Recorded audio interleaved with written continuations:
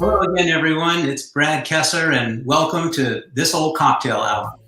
Before we get started, I want to give a big shout out to Kristen Gordon-Young. Kristen has battled COVID-19 practically all summer. Kristen, we're all so glad you're on the mend and feeling better, and thanks for all you do for both the ANS and the AOS. So it gives me great pleasure to introduce my friend and colleague, Spencer Payne. Spencer is a rhinologist at UVA, not only a mixologist. He is the chair of the Board of Governors of the American Academy of Otolaryngology Head and Neck Surgery, and he is the Information Technology Officer for the American Rhinological Society. So he's got a lot of plates spinning in the air, not to mention a lot of ices clinking in glasses. So everyone has been eagerly awaiting this cocktail, a riff on the gin and tonic. Spence, what are we making today? Well, thank you, Brad, and thank you to the American Otologic and Neurologic Societies for having me here today. It's an honor and a privilege to be here with you. So I came up with this drink that I called the Gentian Violet, and as you mentioned, it is a riff off of the gin and tonic. Excellent. Well, I think just in case, I'm going to open a beer. Cheers, everyone. Nothing like a cocktail or a beer after a long day of Zoom calls, webinars, video chats, live streams, whatever it is. I'm happy to have you have one as well. No, thank you. I don't necessarily drink and mix, but I appreciate it. All right. So how in the world do we make a Gentian Violet? Well, you know, the interesting thing is, and I know when we talked earlier, you said you can't possibly be making a drink for ear doctors to have that could possibly take out their hearing, because the traditional tonic is made from quinine. But instead, I went with another bittering agent called gentian, or gentian root. And so what you may not know is that there's multiple different bittering agents that are used in cocktails and digestives and aperitifs, and quinine is one, which comes from cinchona bark, and gentian or gentian root is another. And then there's also wormwood, which ends up making up a lot of the bittering in vermouths, which comes from the German vermouth, which is wormwood. So this instead calls on gentian, and I thought, what better bittering agent to use for a bunch of ear doctors than gentian, and then the Gentian Violet, and so it all just came together. Perfect. My ears are ringing already. So how do we get started? Well, so the first thing, which was a key ingredient, which you can see here I have, is my butterfly pea blossom infused gin. And I actually got this idea. There's actually a commercial gin called Empress 1908 that does a similar thing, but not as dark as our purposes. And the beauty of this is that it is a beautiful blue, purple color, and it derives its color from those pea blossoms, which are very similar in color actually to the gentian flowers. And so the gentian violet that we use as an ototopical is actually called gentian violet because it actually has nothing to do with gentian root. It's really just the color of and so that bluish purple comes from the gentian flower itself. And so we've got that, and this starts out as a real deep indigo blue, but in the presence of an acid, it turns purple or violet. So that's what we've got here. And so this has been cooking for about a day, but you can probably do it in about 20 minutes. The alcohol really pulls that dye out pretty quick, and it's a safe dye. It's typically used for food coloring. So this is totally edible. So nobody should be worried, but it's the dye is an anthocyanin, which is actually in the same chemical family as the color that makes grapes red for red wine. So totally safe. So Mike Seidman would enjoy the resveratrol.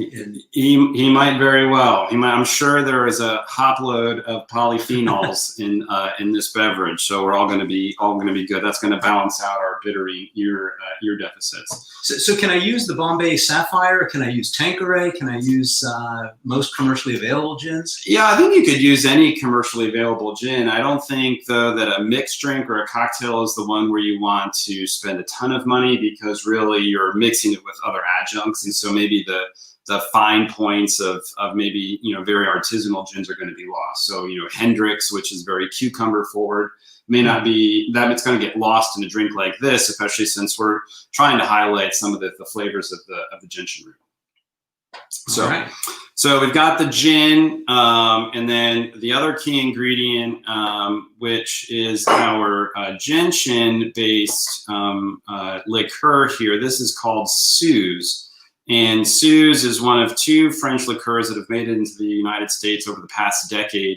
Suze Sailors is the other one, but this one's a little bit, kind of brings out more of the gentian flavor as opposed to Sailors, which is more of a sweet a liqueur. And so I went with Suze on this one. It's kind of a beautiful yellow color, similar to the gentian that you get from that, and it's got a really nice floral aroma to it. It's actually quite nice just on itself or on its own. So, and then the other ingredients are simple syrup for the sweetness and lemon juice for some of the bitter and citric, and that's what helps turn the dye from that nice indigo blue to the purple. And so it's kind of a deconstructed gin and tonic in the sense that your tonic water is usually that bittering agent. There's the sugar that's added in. There's almost always some citrus notes, usually citric acid of some sort. If you make your own tonic, usually it's with lemon peels and that type of thing.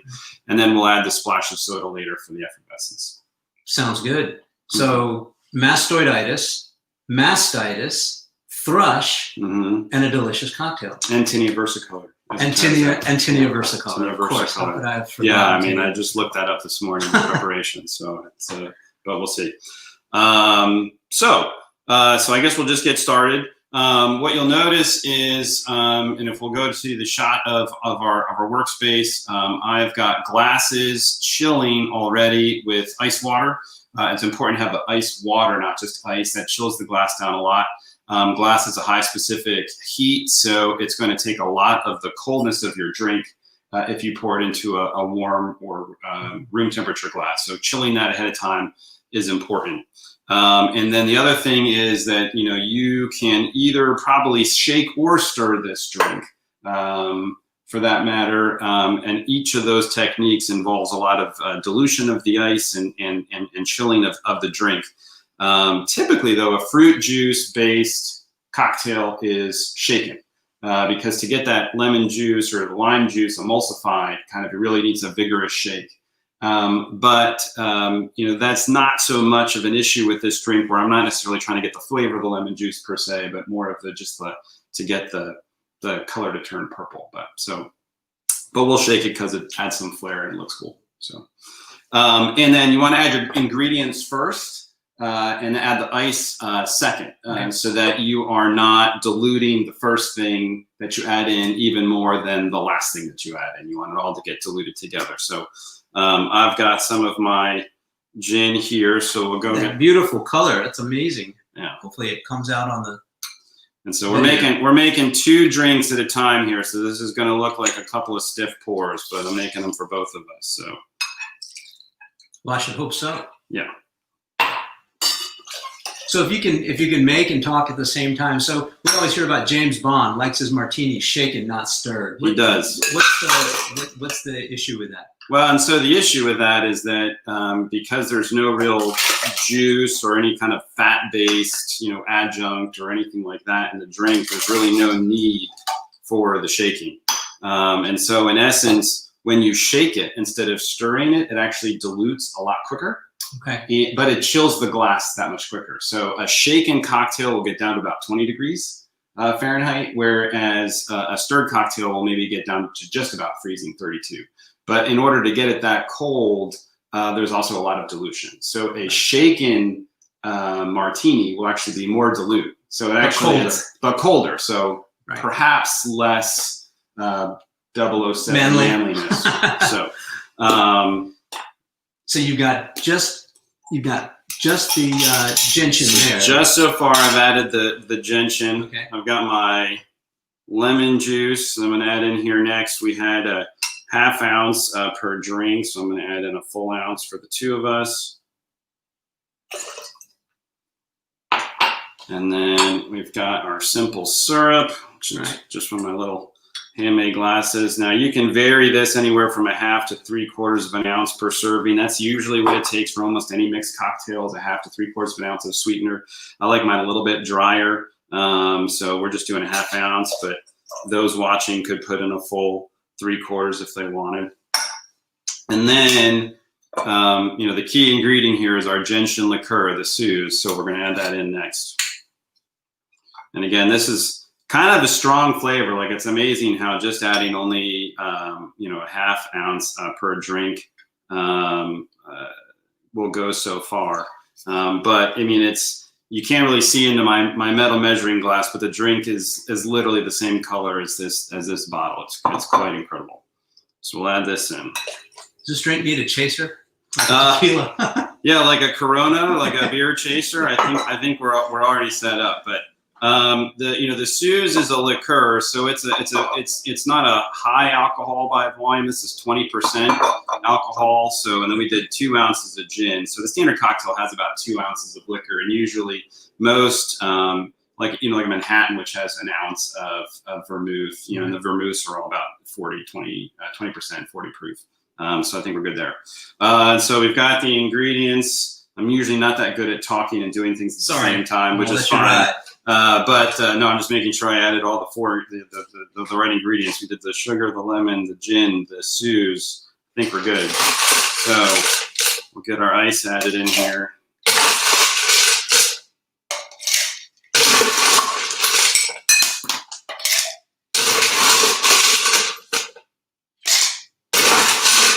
I can already see how beautiful this purple color is. Right? Lots of ice. I'm so psyched.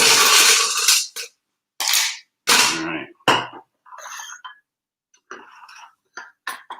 So the medicinal gentian violet is actually a synthetic and has nothing to do with synthetic.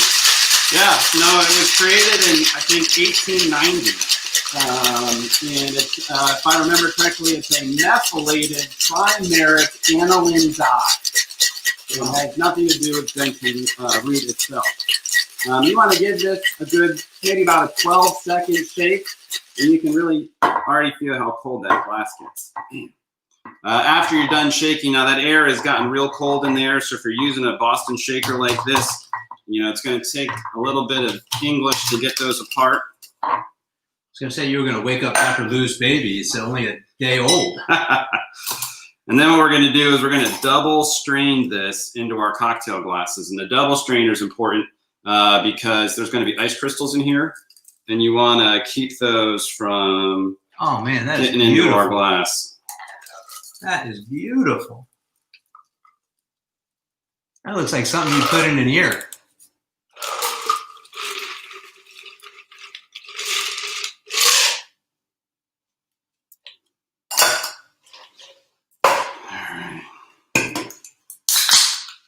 And the piece de resistance?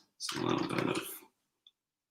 bit of tonic for the tinnitus. Yeah, and you want to make sure that that's cold. Now, that was just club soda. Club soda. I'll just give that a gentle stir. And then... Oh, and the garnish. Look at that.